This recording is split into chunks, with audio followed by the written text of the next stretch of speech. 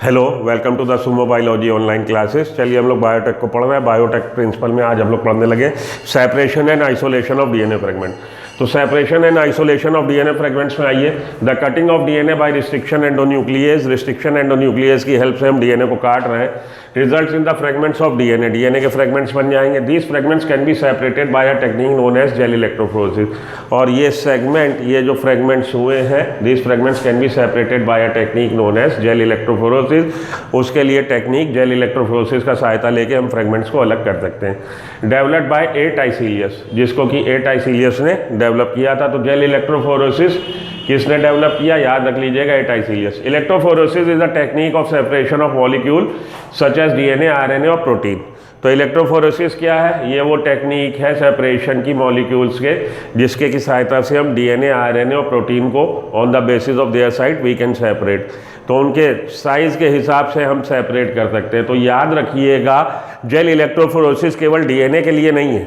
ये मन में कॉन्सेप्शन ना बना लीजिएगा कि डीएनए केवल फ्रेगमेंट्स उससे अलग कर सकते हैं। हम लोग DNA, RNA as well as protein according to their size कर सकते हैं। Under the influence of electric current, electric current हम अप्लाई करेंगे और उसकी सहायता से हम लोग अलग अलग साइज के फ्रेगमेंट्स अलग कर लेंगे।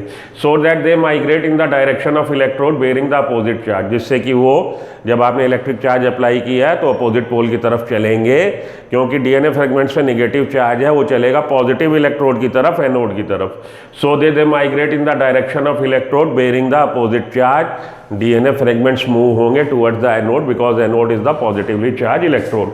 Since DNA fragments are negatively charge molecule, they can be separated by forcing them to move towards the anode। तो थ्रू द हम लोग एक मीडियम से उसको मूव करा रहे हैं। वो मीडियम हमारा अगारोस जेल है जो सीविंग इफेक्ट क्रिएट कर रहा है, और अगारोस जेल से ये लोग मूव होंगे। कौन? DNA fragments according to their size. आप मानिए एक ही फोर्स लगा के ट्रक को पुल कर रहे हैं और उसी फोर्स से आप कार को पुल कर रहे हैं, तो कौन ज़्यादा दूर मूव हो जाएगा? बट ऑब्वियस है कार ज़्यादा दूर मूव हो जाएगी, क्योंकि कार लाइटर है, शॉर्टर है, स्मॉलर है।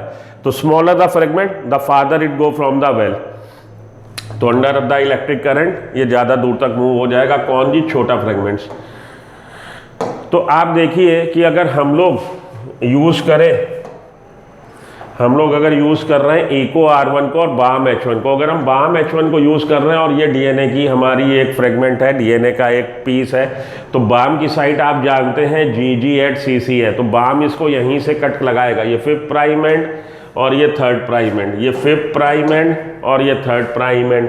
तो पैलेंड्रोम साइट जब आप 5th prime end to 3rd prime end पढ़ रहे हैं, जो सीक्वेंस न्यूक्लियोटाइड की आ रही है, जब अपोजिट स्ट्रैंड पे आप उसी पोलैरिटी में पढ़ रहे हैं तो वही सीक्वेंस आनी चाहिए। ये है पैलेंड्रोम।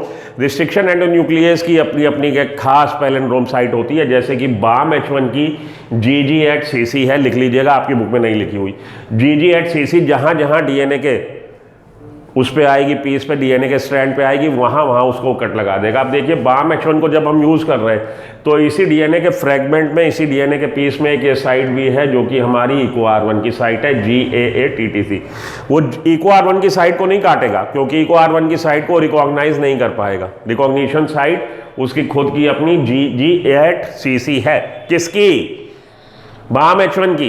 इको R1 को अगर हम यूज़ करेंगे तो इको R1 इसको यहाँ से नहीं कट करेगा, इको R1 उसको यहाँ से कट करेगा, GAATTC। अपोजिट स्ट्रैंड पे भी आप लॉ ऑफ कॉम्प्लीमेंटैरिटी को गवर्न करते हुए जो चारगाफ ने समझा रखा है, अगर हम वो न्यूक्लियोटाइड लिख दें, C के अपोजिट G, T के अपोजिट A, एक T के अपोजिट फिर से A के अपोजिट T, A के अपोजिट T और G के अपोजिट C। तो देखिए वही सीक्वेंस हो गई जो इधर से इधर चल रही है, GAATTC, इधर से इधर भी GAATTC। तो यहाँ पे कट लगा रहा है कौन? इको R1, और यहाँ पे कट लगा रहा है इको R1। तो इको R1 को हम यूज़ कर रहे हैं तो यहाँ पे कट लगा रहा, और बाम को यूज़ कर रहे हैं तो यहाँ पे कट लगा रहा। ये नहीं हो सकता कि दोनों रिकॉग्निशन साइट को एक ही रिस्ट्रिक्शन एंडोन्यूक्लियस काट दे, बात ध्यान में रखिएगा। ओके, चलिए आगे चलते हैं हम लोग अब अपने प्रेजेंटेशन पे जो चल रहा है। तो ये बात हो गई कि हम लोग जेल इलेक्ट्रोफोरेसिस की सहायता से अलग अलग साइज के फ्रेगमेंट अलग अलग कर सकते हैं by applying the electric field. Okay, चलिए Nowadays the most commonly used metric is अगार ओस जेल। अगार ओस जेल किससे ले रहे हैं हम लोग? अगार अगर। अगार अगर किससे ले रहे हैं हम लोग? रेड एल्गा से। किससे जी? ग्रेसिलेरिया और जेलिडियम से। उसमें से आप एग्रोपेक्टिन निकाल दें, what is left behind, that is known as agarose gel. A natural polymer extracted from seaweeds. Agarose आप एक नेचुरल पॉलीमर है जो सीवीड। सीवीड क्या होते हैं? लिख लीजिए। सीवीड होते हैं हमारे एल्गा, जो आपको मैराइन कंडीशन में, मैराइन हैबिटेट में मिल रहे हैं। बहुत बच्चे ये कॉन्सेप्शन बना लेते हैं, कॉन्सेप्ट बना लेते हैं कि हमारे फियोफाइसी के मेंबर केवल ब्राउन एल्गा केवल सीवीड में आते हैं। सीवीड में ब्राउन एल्गा नहीं आते, साथ के साथ रेड और ग्रीन एल्गा भी आते हैं। तो ये कॉन्सेप्ट ना डेवलप करिएगा कि ब्राउन एल्गा ही सीवीड कहलाते हैं। सीवीड में हमारे green alga as well as red alga भी कवर होते हैं। तो सीवीड, ग्रीन एल्गा और रेड एल्गा, साथ के साथ ब्राउन एल्गा, सीवीड जो हमारे एल्गा मिल रहे हैं मैराइन हैबिटेट में, वो कहला रहे sieved. The DNA fragment separate according to their size through sieving effect. DNA fragment आप सेपरेट कर लेंगे जब आप अप्लाई करेंगे क्या जी? Electric field, electric force according to their size through sieving effect provided by the agarose gel. Agarose gel sieving effect दिखा रहा है और उससे ये डीएनए फ्रेगमेंट्स अपने साइज के हिसाब से मूव हो रहे हैं, अलग अलग साइज के अलग अलग हो जाएंगे। Hence the smaller the fragment the farther it move. जितना छोटा होगा उतनी दूर चला जाएगा। The separated DNA fragment can be visualised after staining with the DNA with the compound known as ethidium bromide. ये बात बहुत इंपॉर्टेंट है, इथिडियम ब्रोमाइड से स्टेन किए बगैर आप उनको विजुलाइज नहीं कर पाएंगे। तो डीएनए फ्रेगमेंट्स को विजुलाइज करने के लिए स्टेनिंग जरूरी है और स्टेनिंग हम लोग कर रहे हैं इथिडियम ब्रोमाइड से। Followed by exposure to the ultraviolet rays. उसके बाद हम लोग अल्ट्रावायलेट रेज से एक्सपोज कर देंगे। You can see pure DNA fragments in the visible light, जिससे आप आसानी से फिर उनको विजिबल कर पाएंगे। You can not see pure DNA fragments in the visible light and without staining. तो आप स्टेनिंग किए बगैर और अल्ट्रावायलेट रेडिएशन का एक्सपोजर दिए बगैर उनको विजुलाइज नहीं कर पाएंगे। अगार अगर minus एगेरोपेक्टिन is the agarose jail. अगार अगर से जब आप एगेरोपेक्टिन को निकाल देंगे तो अगारोस जेल बनेगा। ये आपका जेल इलेक्ट्रोफोरेसिस का इंस्ट्रूमेंट है। वेल है, ऊपर वेल बने हुए, उसमें आपने डीएनए पोर कर दिए अलग अलग साइज के। बीच में आपने क्या है? हमारा अगारोस जेल। अब आपने इलेक्ट्रिक फील्ड अप्लाई करी तो वेल से जो जितना छोटा फ्रेगमेंट्स होगा उतनी दूर तक आ जाएगा। तो smaller the fragment the farther it move from the well. ये वेल है, खांचे जिसमें आपने पोर कर दिए हैं डीएनए फ्रेगमेंट्स अलग अलग साइज के। You can see bright orange color bands of the DNA in ethidium bromide stain gel exposed। जब आपने इथिडियम ब्रोमाइड से स्टेन कर लिया, फिर आपने अल्ट्रावायलेट रेज का एक्सपोजर दिया, तो आप ब्राइट ऑरेंज कलर के बैंड देख पाएंगे। The separated bands of DNA are cut out from the agarose gel and extracted from the gel piece. तब इनको आप अलग कर पाएंगे, सेपरेट कर पाएंगे डीएनए के बैंड्स को। अगारोस जेल से आप कट करके निकाल लेंगे, एक्सट्रैक्ट कर लेंगे from the gel piece. This step is known as elution. ये स्टेप याद रखिएगा, इस स्टेप को हम लोग इल्यूशन बोल रहे हैं। तो इल्यूशन क्या है? सेपरेशन ऑफ अगारोस, ये स्टेन जो है हमारे, separation of DNA fragments from the agarose gel extracted from the gel piece. This step is the elution. याद रख लीजिएगा, elution is the step, that step by which we can extract DNA fragments from the agarose gel. The DNA fragments purified in this way are used in constructing the rDNA. rDNA last time we have talked about rDNA. rDNA क्या है? Vector plus alien piece of DNA. Vector के साथ जब आप अपना alien piece of DNA, desired piece of DNA जब आप ligate कर देते हो तो उसको हम लोग बोलते हैं recombinant rDNA by joining them with cloning vector. Cloning vectors पे आ जाइए। क्लोनिंग वेक्टर्स क्या है? Vectors are the DNA molecule that can carry foreign DNA to the host cell. Vector क्या है? डीएनए मॉलिक्यूल है, व्हीकल है जो वेक्टर कैरी कर रहा हमारा क्या? Alien piece of DNA. Vector are cloning vehicle required to transfer DNA of the interest to the organism. तो वेक्टर ये क्या है हमारे? वेक्टर है ओला गाड़ी। ओला गाड़ी जिसमें आप अपना पैसेंजर बिठा के भेज देंगे। Vector in DNA molecule use to vehicle to artificially carry foreign genetic material into the another cell. Vector हैं, डीएनए फ्रेगमेंट्स हैं, डीएनए के मॉलिक्यूल हैं जिनको हम लोग यूज कर रहे हैं ट्रांसफर करने के लिए alien piece of DNA. Vector containing foreign DNA that is the recombinant DNA. Transformation, transduction and transfection, तीन टर्म है। ट्रांसफॉर्मेशन है when bacterial cell taken up the extra genetic material from the outside medium, that is that the prokaryotic cell get transformed। तो bacterial cell transform हो जाती है जब वो अपने बाहर वाले मीडियम से किसी फॉरेन जेनेटिक मटेरियल को टेक इन कर ले, then the bacterial cell get transform. तो transformation is the procedure through which a DNA is introduce into the host bacteria. Prokaryotic cell के अंदर अगर excuse me sorry, prokaryotic cell के अंदर अगर डीएनए आ गया बाहर से तो बैक्टीरियल सेल ट्रांसफॉर्म हो गई। ट्रांसडक्शन क्या है? Introduction of viral DNA, viral genome into the bacterial cell, that is the transduction. And what is transfection? Eukaryotic cell के अंदर जब एलियन पीस ऑफ डीएनए आ जाता है, that is the transfection. Major type of vector, plasmids, cosmid, bacterial artificial chromosome and yeast artificial chromosome. What is plasmid? Plasmid is the extra chromosomal material. Prokaryotic cell में genetic material के अलावा extra chromosomal material मिलेगा, extra genetic material मिलेगा जिसको हम लोग plasmid बोलते हैं। सर्कुलर होगा, डबल स्ट्रैंड होगा, सेमी ऑटोनॉमस होगा। Semi autonomous means it can replicate its own, अपने आप अपनी रेप्लिका बना पाएगा। तो प्लाज्मिड को हम लोग यूज कर रहे हैं थोड़े से अल्ट्रेशन के बाद as a vector, and plasmid can carry up to the 10 kilo base. 10 kilo base हमारा एलियन पीस ऑफ डीएनए को ये ले जा सकता है।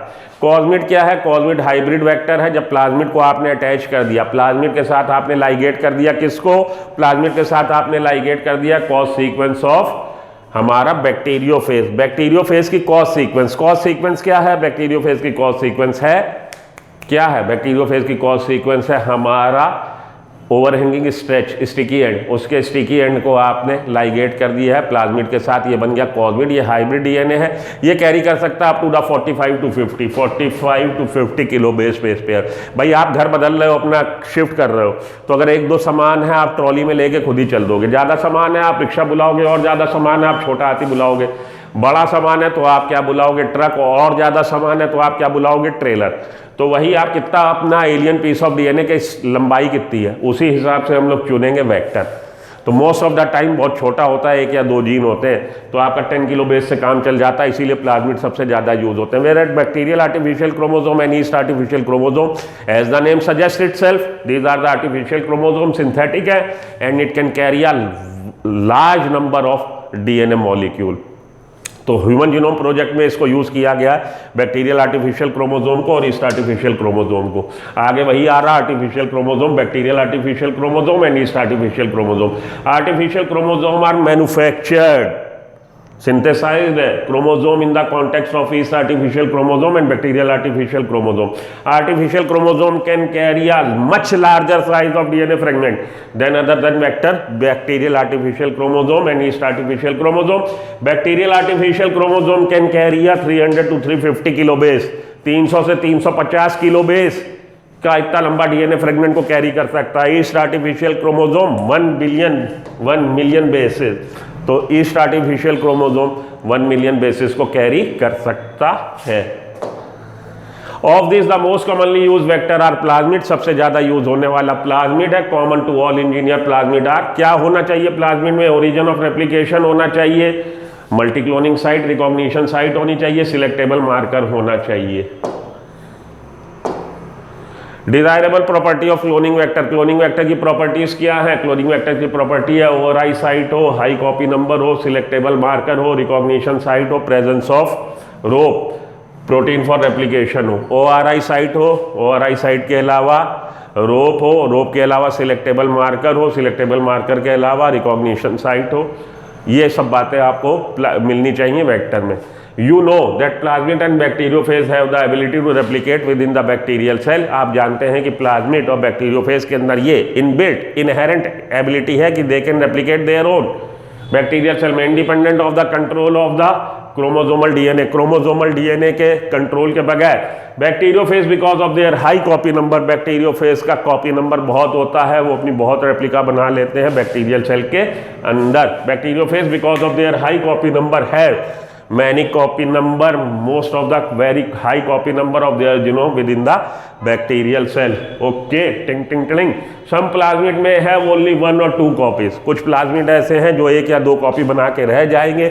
हम इन प्लाज्मिड को यूज नहीं करेंगे, हमारे लिए बेकार है। हमें प्लाज्मिड वो चाहिए जो बहुत ज़्यादा कॉपी बनाए, 100 के करीब 100-150 कॉपी बनाए।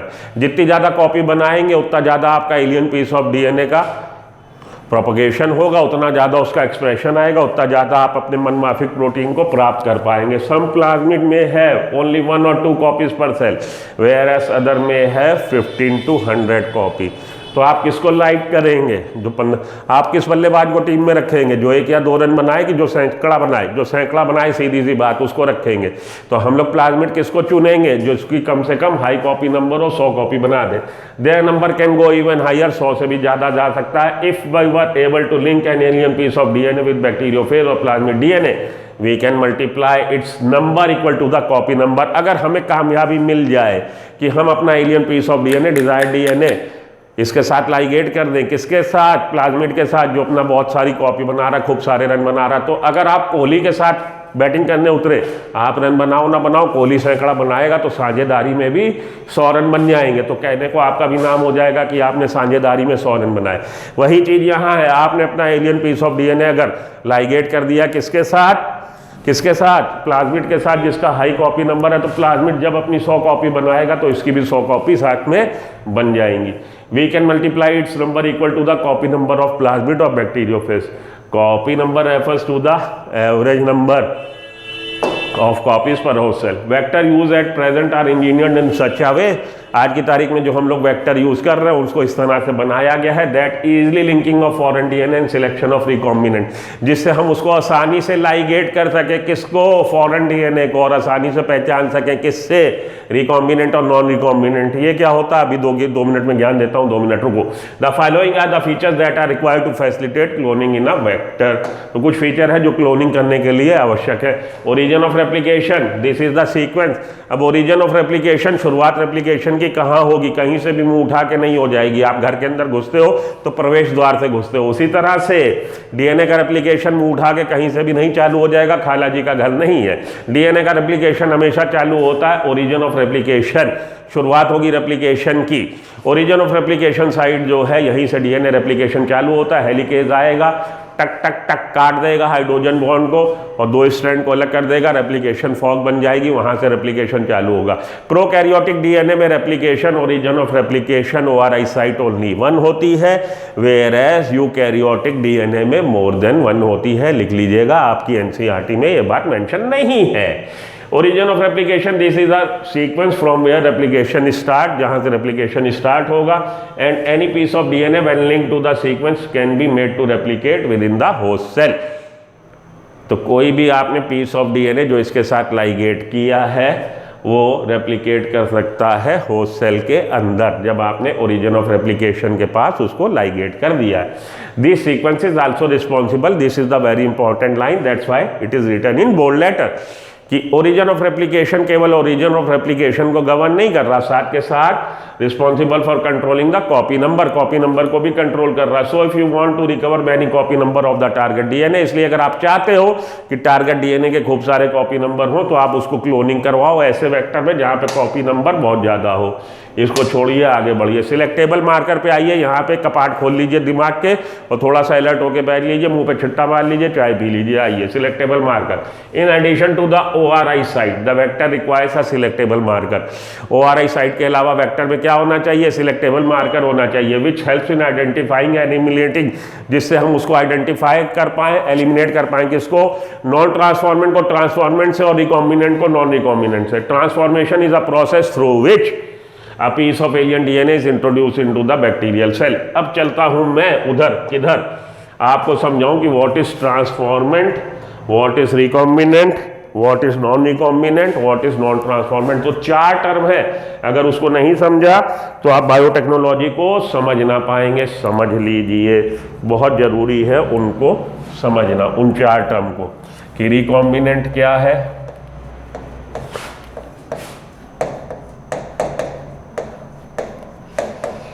नॉन रिकॉम्बिनेंट क्या है,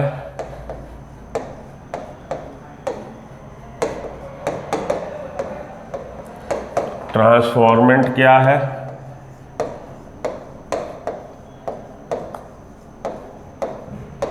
और नॉन ट्रांसफॉर्मेंट क्या है।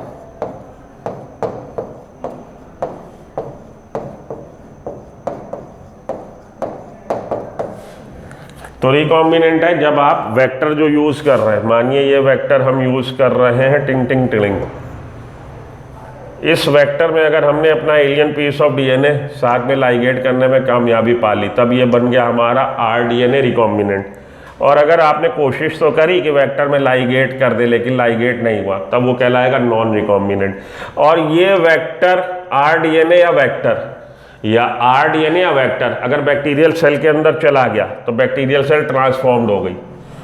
ट्रांसफॉर्म क्या है? ट्रांसफॉर्म बैक्टीरियल सेल वो सेल है विच टेकन अप द, जिसने ले लिया है अपने अंदर एक्स्ट्रा डीएनए, बाहर का डीएनए, तो वो ट्रांसफॉर्म्ड हो गई। अब वो ट्रांसफॉर्म रिकॉम्बिनेंट से भी हो सकती है, नॉन रिकॉम्बिनेंट से भी हो सकती है। जब आप इनक्यूबेट करोगे आपको तो नहीं पता ना रिकॉम्बिनेंट नॉन रिकॉम्बिनेंट, तो बैक्टीरियल सेल के अंदर प्योर वेक्टर भी आ सकता है और बैक्टीरियल सेल के अंदर आरडीएनए भी आ सकता है। वो ट्रांसफॉर्म्ड हो गई और जिसने टेकन इन नहीं किया वो नॉन ट्रांसफॉर्मेंट है। ओके, समझ में आ गई बात? तो रिकॉम्बिनेंट क्या है? रिकॉम्बिनेंट है वेक्टर प्लस आपका alien piece of DNA. Non recombinant क्या है? नॉन रिकॉम्बिनेंट है प्योर वेक्टर। ट्रांसफॉर्मेंट क्या? ट्रांसफॉर्मेंट वो सेल है बैक्टीरिया जिसने टेकन इन कर लिया है एक्स्ट्रा क्रोमोसोमल मटेरियल बाहर से। अब ट्रांसफॉर्म तो हो गई, लेकिन ट्रांसफॉर्म्ड हमारे आरडीएनए से हुई है कि वेक्टर से हुई है? हमारे लिए फायदामंद किससे है कि वो इससे हुई हो? वही तो हमारा पसंद का जीन तो ये है ना, इसका ट्रांसक्रिप्शन और ट्रांसलेशन हमें हमारी पसंद का प्रोडक्ट देगा। तो वो बैक्टीरियल सेल जिसके अंदर आरडीएनए आया है वही हमारे लिए काम की है। जिसके अंदर ये आ गया है नॉन रिकॉम्बिनेंट डीएनए, वेक्टर केवल आ गया है, वो हमारे काम की नहीं है। तो ये 4 टर्म याद रखिएगा और यही 4 टर्म पे आपकी आगे की पूरी दुनिया खड़ी है। चलिए आगे चलते हैं वापस। हो तो ट्रांसफॉर्मेंट इज द प्रोसीजर, हो गई बात। Normally, the genes encoding resistance of antibiotics such as ampicillin, chloramphenicol, tetracycline और kanamycin etc. are considered useful selectable marker for E. coli. E. coli cell के लिए selectable marker इनमें से कोई gene हो सकता है जो कोडिंग कर रहा है antibiotic resistance gene. The normal E. coli cells do not carry resistance against any of this antibiotic. Normally E. coli cell जो है, नॉर्मल E. coli सेल वो किसी भी तरह का कोई रेजिस्टेंस कैरी नहीं कर रही। Normal E. coli cell do not carry resistance against any of this antibiotic. इनमें से किसी एंटीबायोटिक के लिए नॉर्मल E. coli सेल में रेजिस्टेंस नहीं होता। क्लोनिंग साइट्स पे आइए। In order to link the alien DNA, the vector needs to have very few, preferably single recognition site. अगर हम लाइगेट करना चाहते हैं alien piece of DNA vector को, तो वेक्टर के स्ट्रैंड में कम से कम रिकॉग्निशन साइट तो कट कैसे लगाएंगे? जब रिस्ट्रिक्शन एंडोन्यूक्लियस उसको रीड कर लेगा, काटेगा, तभी तो कट लगेगा, तभी तो खांचा बनेगा, तभी तो उस खांचे में हम अपना alien piece of DNA introduce कर पाएंगे। तो वेक्टर जो है, वेक्टर में रिकॉग्निशन साइट किसी रिकॉग्निशन एंडोन्यूक्लियस एंजाइम की होनी चाहिए। तो प्रेफरेबली 1, एक ही हो तो बढ़िया है, अगर 2 होंगी तो चिंदी चिंदी हो जाएगा, टुकड़े टुकड़े हो जाएगा। हमें टुकड़े टुकड़े नहीं करना। Presence of more than recognition site within the vector will generate several fragment. तो एक से ज्यादा होगा, सेवरल फ्रेगमेंट बन जाएंगे, which will complicate the gene cloning, जिससे जीन क्लोनिंग जो है कॉम्प्लिकेट हो जाएगी। The ligation of alien piece of DNA carried out at a recognition site present in the 2 antibiotic gene. हम लोग इस तरह से लाइगेट करते हैं कि 2 जो हमारे पीबीआर में 2 जो जीन्स हैं उसी में हम कोशिश करते हैं कि लाइगेट कर दे एलियन पीस ऑफ डीएनए, ताकि हम रिकॉम्बिनेंट को नॉन रिकॉम्बिनेंट से पहचान लें। For example, you can ligate a foreign DNA at the Bam H1 site. Bam H1 site, तो बाम H1 साइट ये है टेट्रासाइक्लिन रेजिस्टेंस जीन में। बाम H1 को अगर हम रिस्ट्रिक्शन एंडोन्यूक्लियस के तौर पे यूज कर रहे हैं तो ये टेट्रासाइक्लिन रेजिस्टेंस जीन जो है ये डिस्टर्ब हो जाएगा। इसमें बाहर से आपने अपना alien piece of DNA introduce कर दिया तो इसकी सीक्वेंस जो है डिस्टर्ब हो गई। अब अगर ये आरडीएनए किसी E. coli सेल में जाएगा तो उसमें एम्पिसिलिन रेजिस्टेंस क्वालिटी तो आ जाएगी, क्योंकि एम्पिसिलिन रेजिस्टेंस जो जीन है, जिस जीन की वजह से एम्पिसिलिन रेजिस्टेंस क्वालिटी आ रही है वो जीन इंटैक्ट है, जबकि वो जीन जो टेट्रासाइक्लिन रेजिस्टेंस गुण उसको देता वो जीन आपने डिस्टर्ब कर दिया, क्योंकि वहां पे आपने इंट्रोड्यूस कर दिया अपना alien piece of DNA. For example, you can ligate a foreign DNA at the Bam H1 site of tetracycline resistance gene in the vector PBR322। ये PBR322 का हमारा डायग्राम है। The recombinant plasmid will lose, recombinant plasmid में उस समय tetracycline resistance quality चली गई, gone with the wind to the foreign DNA. और ये आपने जब इंसर्ट कर दिया है बैक्टीरियल सेल के अंदर, तो उसमें एम्पिसिलिन रेजिस्टेंस क्वालिटी तो आ जाएगी, लेकिन टेट्रासाइक्लिन रेजिस्टेंस क्वालिटी नहीं आएगी। सो हम उसको पहचान सकते हैं, we can but can still be selected from the non recombinant ones by plating the transformant of the ampicillin containing medium. अब आप बात समझो, हमारी सेल, कौन सी सेल ट्रांसफॉर्म्ड हुई, कौन सी सेल ट्रांसफॉर्म नहीं हुई, कौन सी सेल रिकॉम्बिनेंट है, कौन सी सेल नॉन रिकॉम्बिनेंट है। देखिए अब आपने ये बनाया, अब चलो तुम्हें ले चलें सितारों की तरफ, आओ तुम्हें चांद पे ले जाएं, मीठी मीठी बातें बताएं। आओ भैया, ये देखो पीबीआर है, ये पीबीआर की ये साइट है हमारी टेट्रासाइक्लिन रेजिस्टेंस। इसको आपने डिस्टर्ब किया है और इसमें आपने alien piece of DNA introduce कर दिया। आपके पास दो, एक तो आरडीएनए है, ये है आपका आरडीएनए, और ये पीबीआर 322 ओरिजिनल। अब आपने बैक्टीरियल सेल को इंक्यूबेट किया, आपको तो नहीं ना पता कौन सा वेक्टर में आरडीएनए बन गया है। तो अगर बैक्टीरियल सेल में इन दोनों में से कोई भी आ जाए तो उसमें एम्पिसिलिन रेजिस्टेंस क्वालिटी तो आ जाएगी। तो आपको ये तो पता लगा कि ये सेल जो है ट्रांसफॉर्म्ड हुई है, इसमें बाहर से एलियन पीस ऑफ, मतलब बाहर से डीएनए आ गया है। लेकिन बाहर से जो डीएनए आ गया है वो डीएनए हमारा वेक्टर है, प्योर वेक्टर है कि आरडीएनए, वो हम कैसे जानेंगे? जब आपने एम्पिसिलिन कंटेनिंग मीडियम पे इसका कल्चर फॉर्मेशन किया सेल का, और ये एम्पिसिलिन कंटेनिंग मीडियम पे सरवाइव कर गई, इट मीन्स कि it has taken up the extra DNA from outside. अब लेकिन वो जो एक्स्ट्रा डीएनए आया वो हमारा प्योर वेक्टर आया कि आरडीएनए आया। अब ये जानने के लिए हमें तुरंत उसको प्लेटिंग करने की पड़ेगी टेट्रासाइक्लिन पे। तो टेट्रासाइक्लिन पे जब हम प्लेटिंग करेंगे, वो वाली सेल जिसके अंदर आरडीएनए आया है वो टेट्रासाइक्लिन पे ग्रो नहीं कर पाएगी, क्योंकि टेट्रासाइक्लिन वाला आपने डिस्टर्ब कर दिया। और जिस सेल में हमारा प्योर वेक्टर आया वो ग्रो कर जाएगी। तो आपको कल्चर किसका बनाना है? आपको कल्चर उसका बनाना है जो सेल ग्रो नहीं करी। अब आप सोचोगे वो सेल तो सब मर गई, अरे नहीं भाई, यही थोड़ा सा बच्चे कंफ्यूज होते हैं। है क्या? आपने पेट्री डिश पे बैक्टीरिया की कॉलोनी बनाई। पेट्री डिश ग्लास का एक कंटेनर टाइप का है, उसमें 3 कॉलोनी है हमारी, समझो बहुत ध्यान से आंखें खोल के। ए कॉलोनी बनी, बी कॉलोनी बनी और सी कॉलोनी बनी। 3 कॉलोनी बनी, ये 3 कॉलोनी बनी, ए बी और सी। ठीक है जी।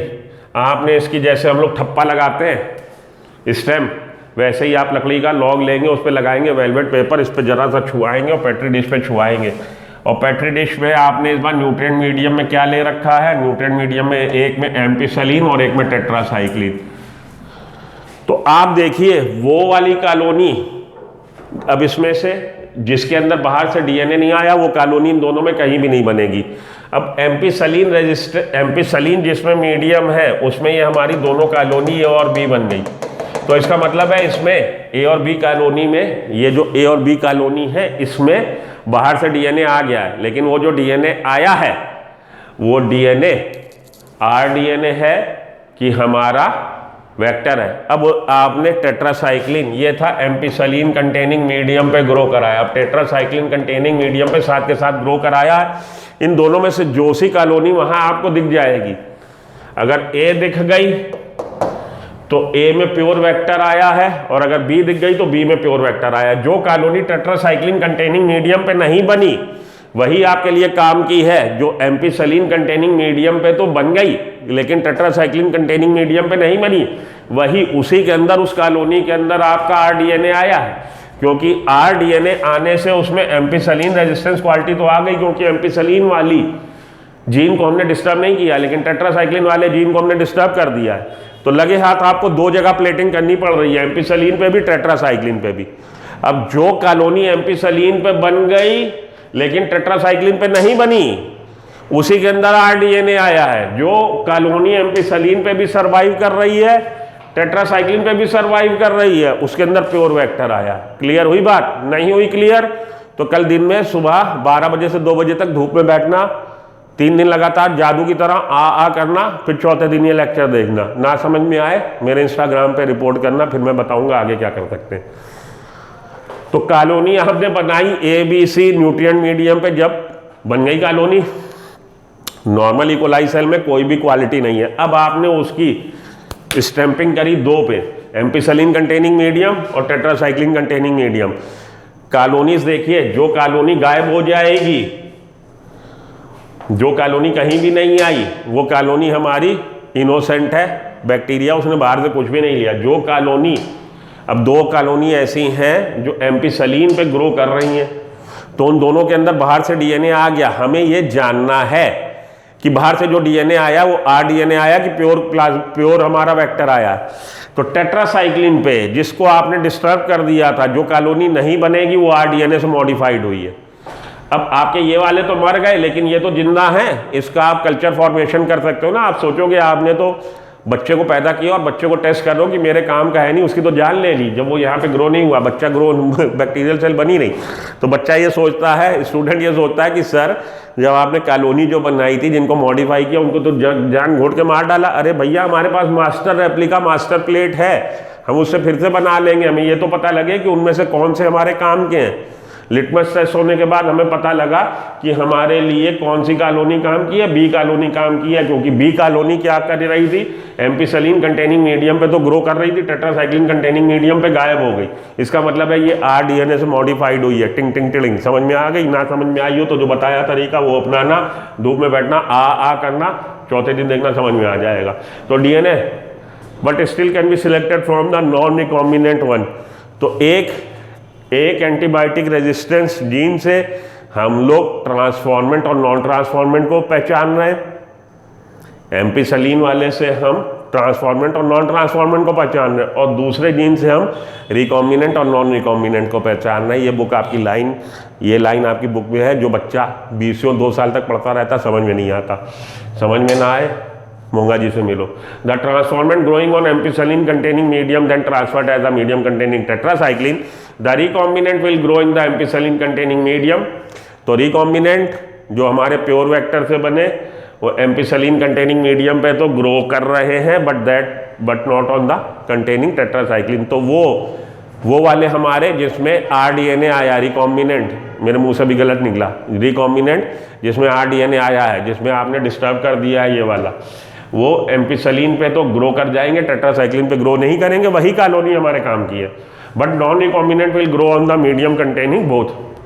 जो नॉन रिकॉम्बिनेंट से बने वो दोनों पे ग्रो कर जाएंगे।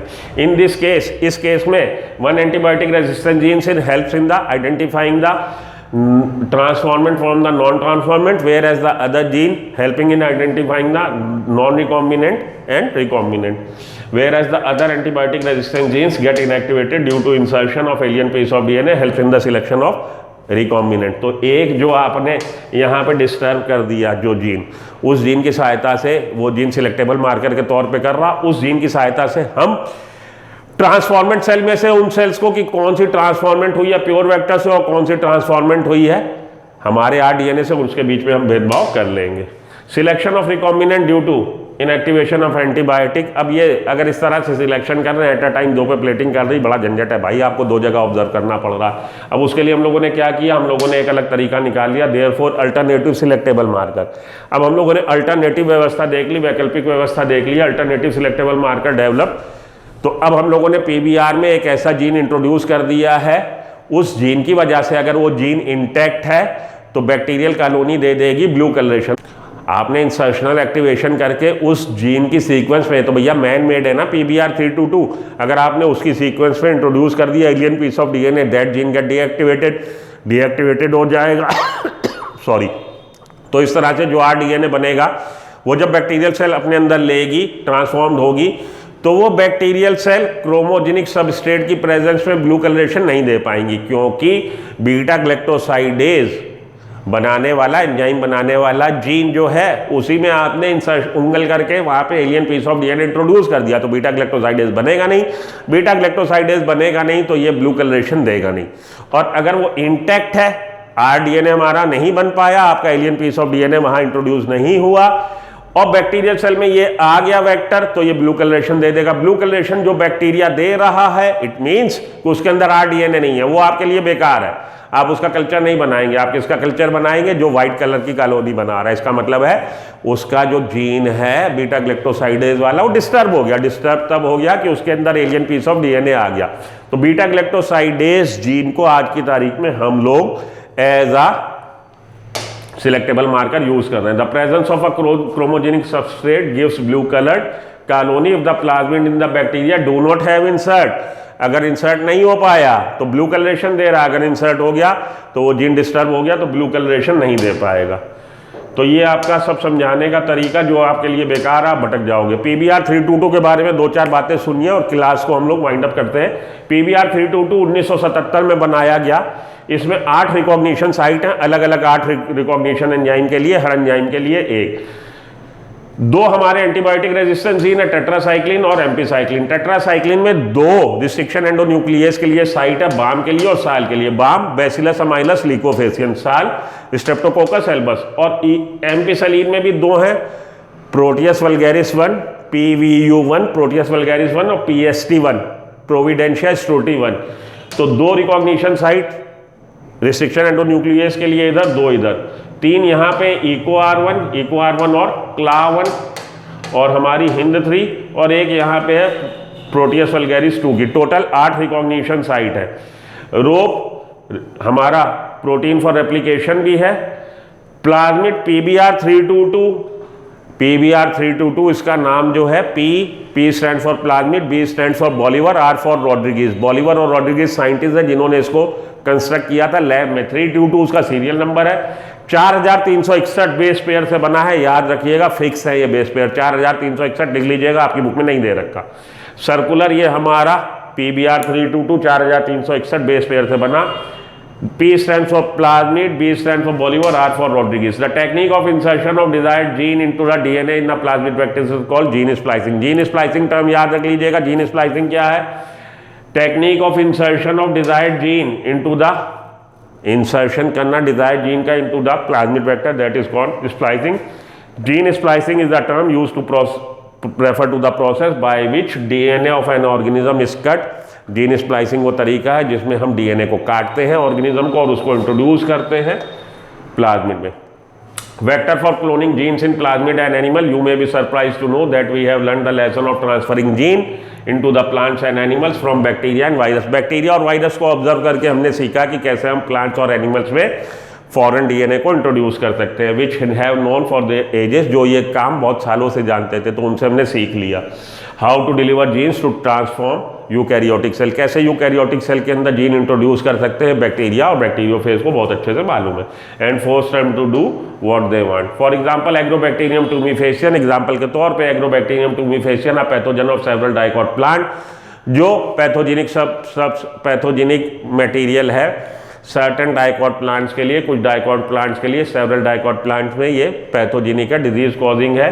ये क्या करता है? Use to deliver piece of DNA, अपना डीएनए का पीस थोड़ा सा इंट्रोड्यूस कर देता है बैक्टीरियल सेल में, उसको हम टी प्लाज्मिड या टी डीएनए के नाम से जानते हैं। ट्यूमर इंड्यूसिंग, ट्यूमर कॉज कर देता है। To transform normal plant cell into the tumour, जिससे नॉर्मल प्लांट सेल में डिवीजन होने लगता है, ट्यूमर बन जाता है, गांठ बन जाती है। And direct this tumour cell to produce the chemical required by the pathogen. और ये ट्यूमर सेल्स जो हैं, जो गांठ बन गई, ये ऐसी चीजें केमिकल्स बनाने लगते हैं जो कि इस पैथोजन के द्वारा रिक्वायर्ड है। सिमिलरली रिट्रोवायरस, इसी तरह से एनिमल्स के केस में रिट्रोवायरस है that have the ability to transfer normal cells into the cancer cell. A better understanding of the art of delivering gene by pathogens in this eukaryotic host have generated knowledge to transform these tools of pathogen into the useful vector। जब हमने proper study कर ली agrobacterium टूमीफेसियन की और retrovirus की, तब हम लोग को ये तरीका मालूम पड़ा कि ये कैसे जीन भेजते हैं अंदर किसी यूकैरियोटिक सेल में। तो हमने उसकी उस क्षमता को नहीं छेड़ा, लेकिन डिजीज कॉजिंग जो उनकी एबिलिटी है, पोटेंशियल है, उसको हम न्यूट्रल कर देंगे, ताकि उसको एज अ वेक्टर हमने डेवलप कर लिया। और वेक्टर के तौर पे हम टीआई प्लाज्मिड को, एग्रोबैक्टीरियम टूमीफेसियन के प्लाज्मिड को यूज कर रहे हैं प्लांट सेल में अपना डिजायर्ड डीएनए इंट्रोड्यूस कराने के लिए। और मैमल्स और ह्यूमंस के केस में हम लोग, एनिमल्स के केस में हम लोग रिट्रोवायरस की सहायता से आज की तारीख में alien piece of DNA, desired DNA introduce करवा रहे हैं। और उनकी पैथोजन कॉजिंग जो एबिलिटी है उसको हमने न्यूट्रल कर दिया। सिमिलरली रिट्रोवायरस, और ये इस तरह से हम लोग रिट्रोवायरस को भी यूज़ कर रहे हैं। Competent host, this is for the next lecture. आज के लिए इतना काफ़ी है, मिलते हैं अगली क्लास में। इतना पढ़िए, जो समझ में आया अच्छी बात, जो नहीं समझ में आया उसके लिए धूप में बैठिए और करिए। अगली क्लास में मिलते हैं। Till then good luck, goodbye, have a nice day.